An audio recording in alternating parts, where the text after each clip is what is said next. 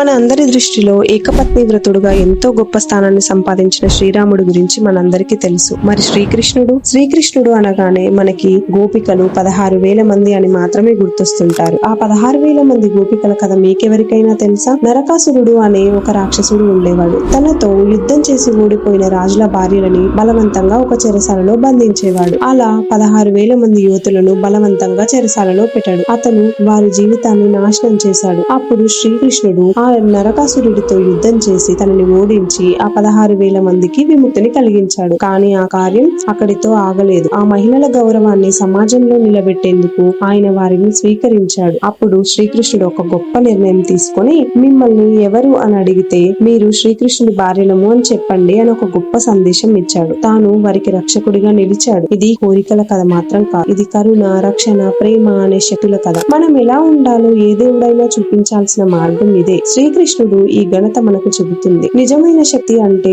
శత్రువులను ఓడించడంలో కాదు, మనుషులను ఆదరించడంలో ఉంటుంది. మన ప్రేమ, మన మంచితనం ఒకరి జీవితాన్ని మారుస్తారు. కాబట్టి ఈ కథని మన అందరి హృదయాల్లో ఉంచుకుందాం. ప్రేమతో, కరుణతో ఈ లోకాన్ని సుందరంగా మార్చుకుందాం.